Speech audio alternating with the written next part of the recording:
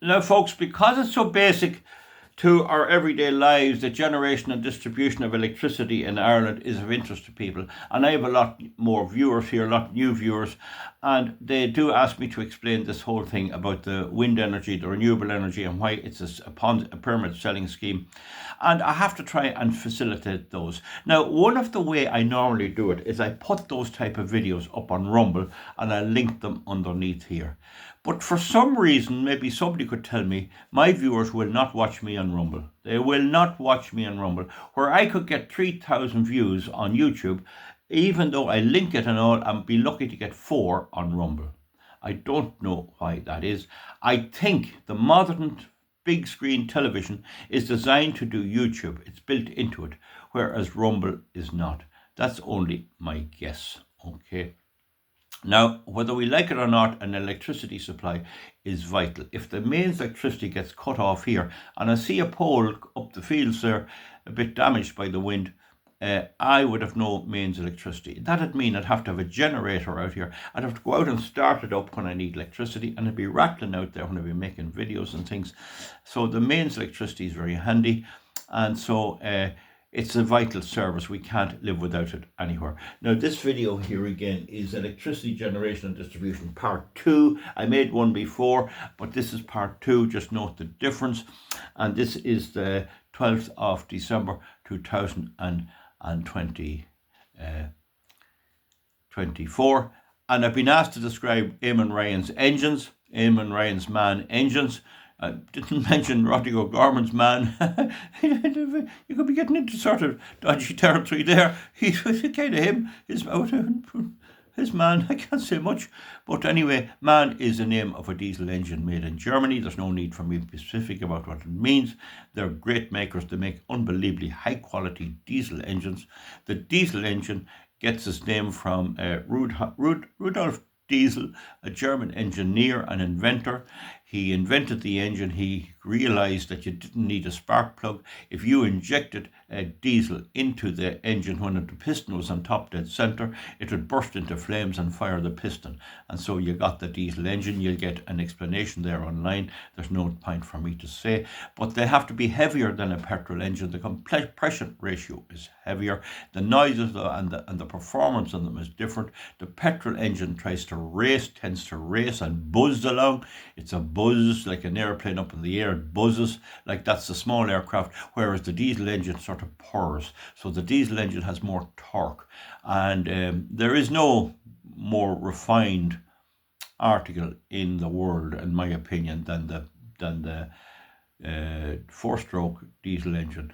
In shipping, they use a 2-stroke because the pistons go such a distance that they can fire them every time, and the speed is only like that, and connected to the propeller through a torque converter.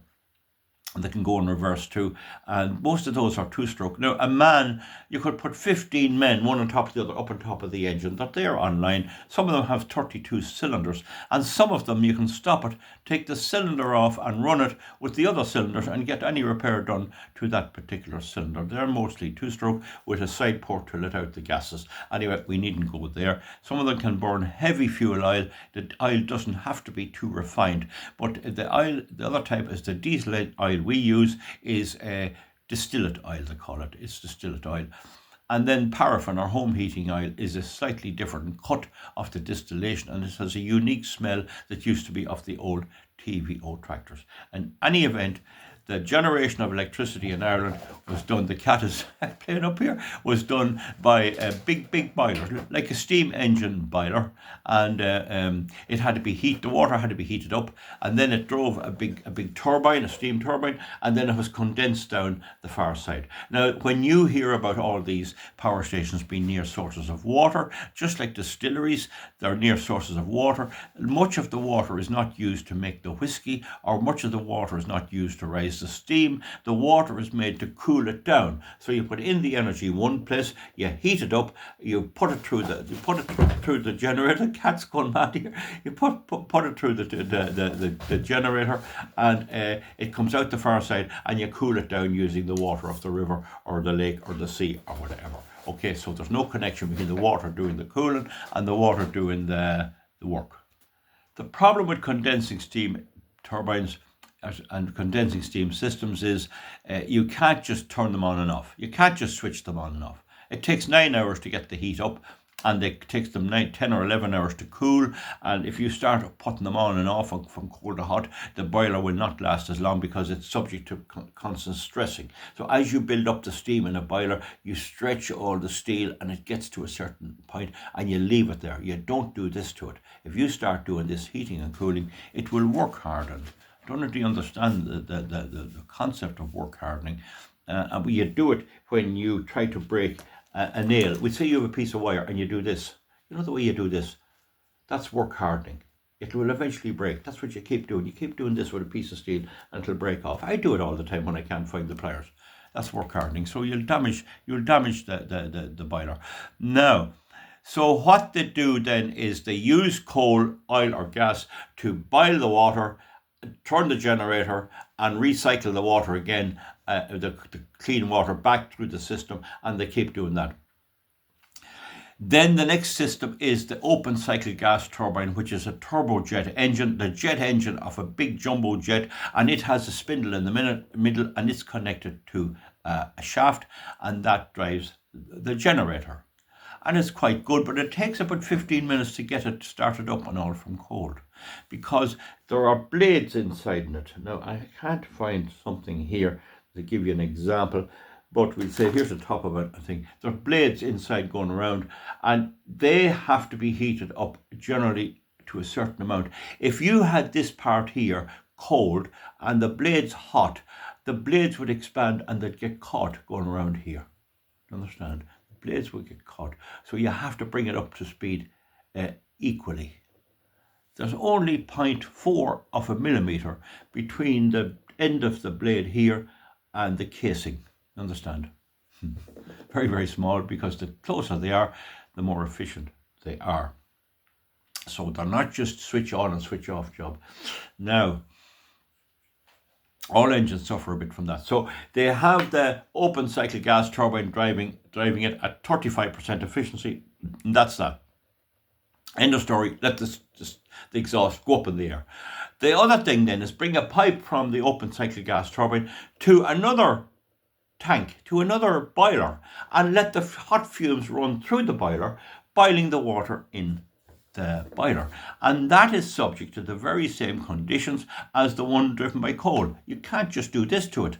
You can't just heat it up and cool it any way you like. But with the Green Party in Ireland, they think you can do what you like. The idea of anyone telling them that there's such a thing as age hardening in steel, they just don't want to know. And there's no votes in it. And there's no votes. The people of Dublin North there, Dublin West, is it around Blanchardstown, they eventually voted in Roderick O'Gorman again. So he mightn't be talking to them. He mightn't be talking to them at all. So this is what you have in an idiocracy, which the Irish state is. So anyway, you have your open cycle gas turbine, you bring your fumes from that through a boiler, and that gives you a second bite of the cherry, and that creates steam and drives a steam turbine, and you have about 73% efficiency, and that's known as combined cycle gas turbine, and the combined cycle gas turbine is the most efficient there is. Nuclear simply uses a nuclear reaction, the heat from it, to boil the water in the same way, and you cannot turn a nuclear power station on and off in less than a day. And for that reason, the Irish government doesn't quite like it. They wanted to accommodate wind energy. In any event, nuclear is normally used for baseload power. That's the basic amount of power. And so is combined cycle gas turbines used for baseload power. That's all right. You have a little bit of other stuff then to keep it going for the peak periods in the evening and all that. But now what you have is you impose wind energy on that, and you order the companies that they must take the wind energy. So what happens is, as the wind energy is coming in, the boilers are turned down but left spinning. That's called spinning reserve, and they're left running there, and they're just using fuel again, not altogether as much, but almost as much. And they have to be ready that if the wind dies down, you can boost them up again, but you cannot let the temperature go below a certain amount. If you do, the steel will contract and you'll get this age hardening process again. There are other names for it Now, the other thing about starting and stopping, there is a problem when you go below 65 degrees centigrade with water, even in your domestic heater in the house. You should never always set it for 70 degrees. If you set it for 50 degrees, you can have chemical reactions inside in the boiler that will eventually eat away your boiler. So you want to watch that. I always set mine for 74 degrees, and thank God, touch wood, I have no problem so far. But that's not to say I wouldn't have. Now, do you understand that? So what Eamon Ryan, the ex-minister, he's still acting, and what Roderick O'Gorman, who, I don't know who will be the new Minister for Energy, it'll be some lug anyway, probably Helen McEntee. What they'll do is when they go to decommission all those efficient fossil fuel plants, they then realise that the lights are about to go out, so they have to buy diesel engines to run it. Now, the diesel engine is the least efficient because when the diesel is injected into the cylinder, it burns and it drives down the piston, and a valve opens, and the heat goes out to heat the moon and the stars. It's gone. Now, if you wonder why not use the exhaust of the diesel engine, the piston diesel engine, to heat water like the jet thing, well, it's not hot enough. Remember too about the open cycle gas turbine, there is thrust. It has to be rigidly attached to a plinth. As you drive it up to drive the shaft and drive the generator over here, the same effect as an airplane, it tends to push it forward. So it has to be bolted down very tight, and it has to be left that it can't move. With the diesel engine, there's no torque. But if you take a diesel car, and feel the exhaust pipe. Now be careful, don't quote me, put the back of your hand to the exhaust pipe like that. You'll find that it's not very cold at the back. Up at the engine it's hot. But sorry, it's not very hot at the back. Not very hot. So here's the we'll say this is your exhaust pipe of your car. So here you are. So it's hot up here at the engine, and it progressively gets colder. And down here at the end with the air, it gets cold down here. So you could almost feel it here. But be careful, don't just grab it. Don't blame me if you burn your fingers.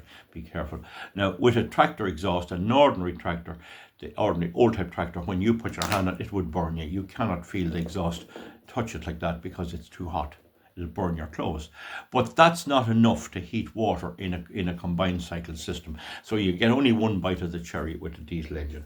Anyway, the fact of the matter is, through my inquiries, as they shut down the turf powered stations on the Shannon, the Lanesborough is one, and Shannon Bridge is another, and I think there's one in Dublin as well. As they shut down all those plants, whatever they're fueled by, they are replacing them with simple diesel engines and open cycle gas turbines, and they all run on diesel oil.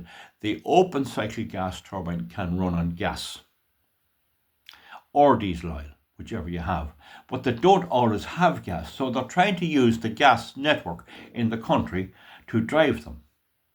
Gas is expensive, and it has to run through a whole pipe system. It comes in from Scotland. So yeah, they're trying to use that and diesel oil. And my inquiries are, and nobody has taken me up on this because I have my sources, I'm not going to divulge them, they're using 56 articulated lorry loads of diesel, that's ordinary tractor diesel fuel or cart diesel fuel, DERV. In the north it's called diesel engine road vehicle, DERV. And in England the same. Doesn't matter, it all gets its name from Rudolf Diesel, and he'll have his name etched in the world for a long time. Now, the thing about it is, so they are forced to use these engines, and they have some of them there. But they also have the combined cycle gas turbines, which also will run on diesel. It's vaporized by heat. So 56 lorry loads per day are being used to keep the lights on. And this shows you the Ponzi scheme lie that was being told. So RTE doesn't tell you that. They tell you that, we've shut down a coal-fired plant down in Moneypoint. And the reason why all these power stations are on the coast is so you can get the fuel in. There was Ardna Crusher on the Shannon driven by hydropower, very small amount. And then on down the Shannon estuary you have Tarbert and you have several fossil fuel plants which have the water supply on the shore and also right beside them, and also have a way of bringing in the ships in there to Money Point to offload the coal. And indeed, if there was liquid petroleum gas, LPG, it can be brought in by ship there as well. And of course, in Pigeon House in Dublin, the South Docks there, they can bring it in there, and there is a power station there as well. So what happened then was that the government, in its effort to destroy the farmers, because the farmer won't vote for Fianna Fáil or Fine Gael unless you destroy him. You have to have a plan to ruin him. So what did government do, Fianna Fáil and Fine Gael? They tell the farmer, we're going to take away your market for beef. We're going to bring in South American beef, and then they tell them we're going to take your tractors off you and all this, and we're going to take your cattle. And the reaction of the Fianna Fáil and Fine Gael supporter is, well, better vote Fianna Fáil or Fine Gael. They're going to try and do something about this now. Oh, we're going to, or Luke Ming Flanagan, oh, he'll do something about it. So the way you work the Irish voter is you threaten to take something off them, and then you threaten to fix it, and that gets you voting. And when a lad like me goes up and says the whole thing is a big scam, they don't believe you. So that's all right, there's no problem there. So what Ryan did then was he wanted these data centres. They were so sexy, he wanted them, horse the farmer out, get the votes for the parties, and then he would have a minority party government. He would be a big stake in government until he discovered the people of Dublin saw through him as well and would vote for him, and dumped out 11 of the 12 TDs, parliamentarians, fair enough. And the next thing is that he needed to keep the data centres going. So then as the data centres gathered pace, they began to draw so much power that they threatened to collapse the grid and threatened to have blackouts, and that would cost them votes. That would cost them votes that don't want that. That's supposed to be the sign of a failed economy when they can't generate electricity. Are you with me now?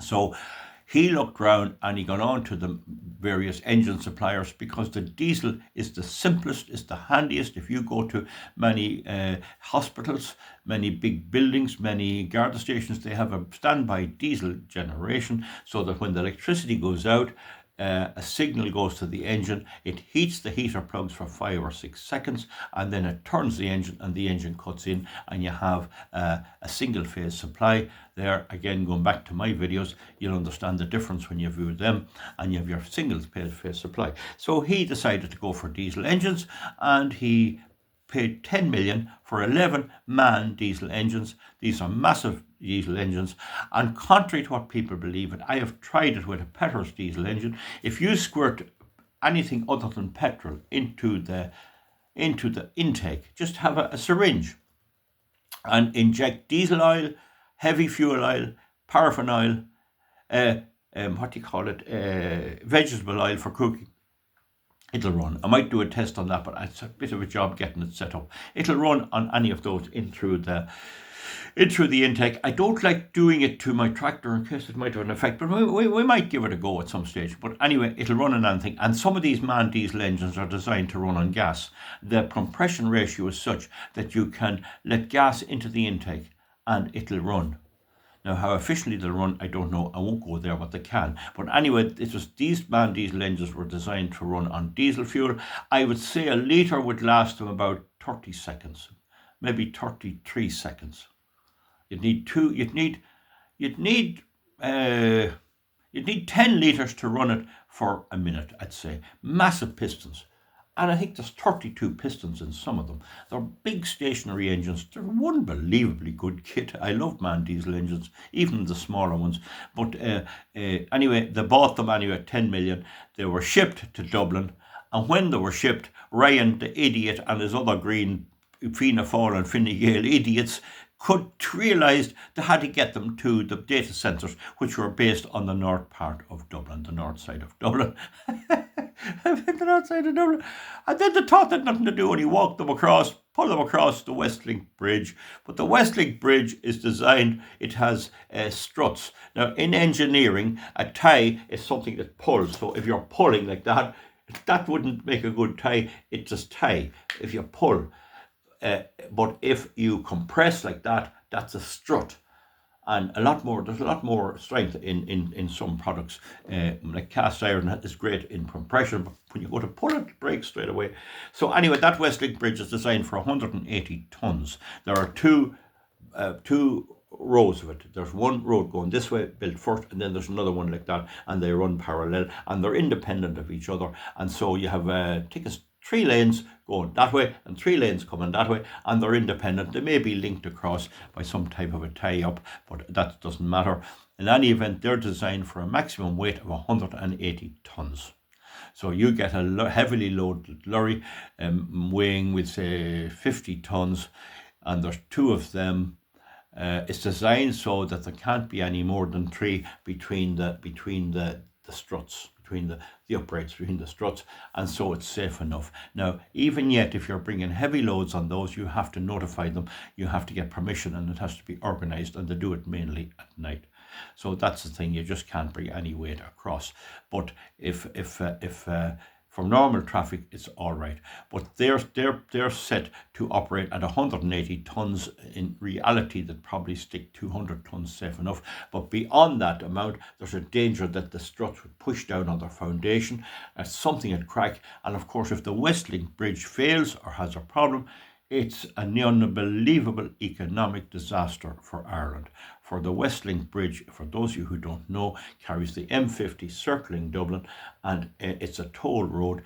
And if that went out of commission, it's just a disaster. So the operator of the road won't allow the engines to go across, and the engines are stuck on the quays. Now, it's not only the Westlink Bridge. If you try to bring them round by Lucan and go across bridges across the Liffey that were built in 1860, there's a danger that they'd crack. So the engines are lying there in the South Docks and cannot be taken out.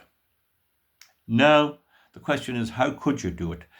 You'd imagine, you might say, why not bring them by boat across to the north side? You're still caught. You can't get them across the bridges across the Tolka River and the rail bridges and all of that.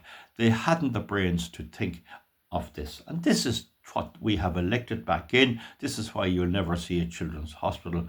And this is what the Irish people want. They crave dysfunction of this nature. And so the engines are sitting there and nobody wants them. Now, you get smart Alex saying, why not take them asunder in pieces? How are you going to get a company to do that? Where are you going to pay them?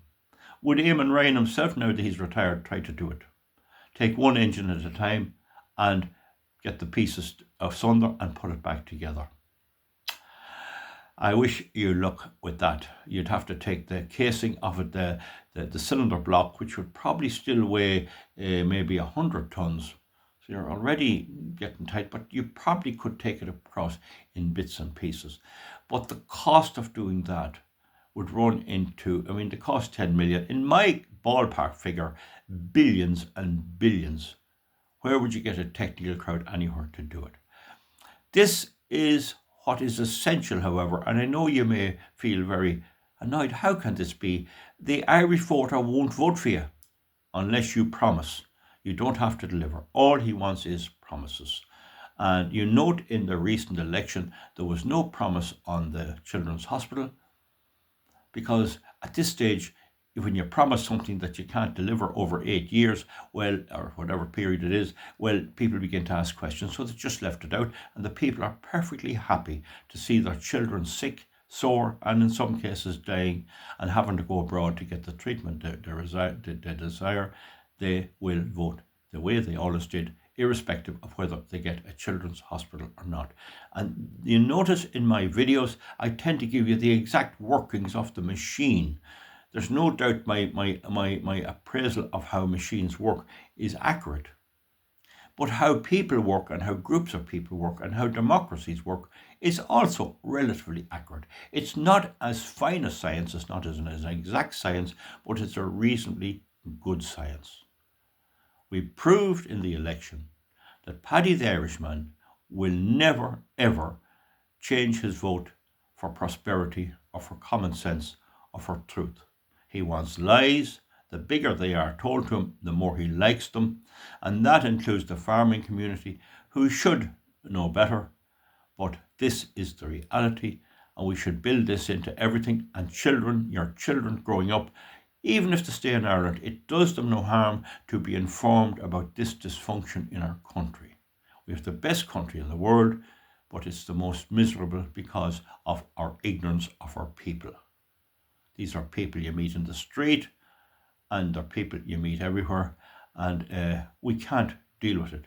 But that doesn't mean that people don't become very prosperous by building these things up. It's like betting on horses. It's like a card game. It's all about outwitting the fella down the road, and outwitting this government is not a big task. The only thing, as you benefit personally from their dysfunction, you see the country being damaged and you try to do something about it. And this is what is happening in America. Finally, the people in America saw that whatever about Donald Trump or not, he was practical and he made common sense. And he has hired in JFK to look after the people's health. And he has Elon Musk, who doesn't have to do this, one of the wealthiest people in the world.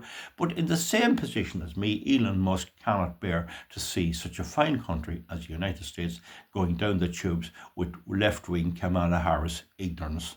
He can't see it. And so he comes out of his own way of making money to help the country. We tried the same here.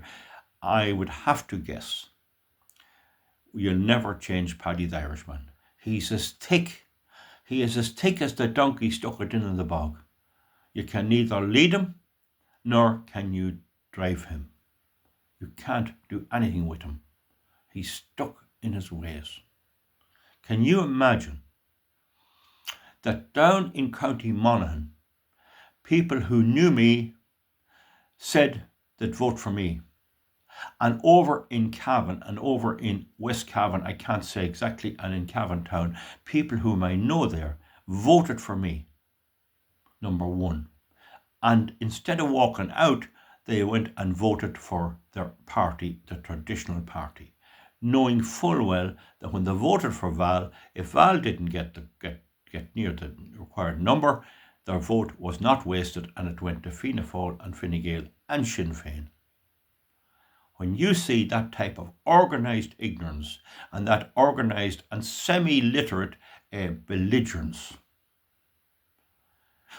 and they did it too for Shane Mulligan of the Liberty Ireland, and they did it for the National Party man as well, and all of that. When you see that, that tells you that the writing is on the wall for Ireland.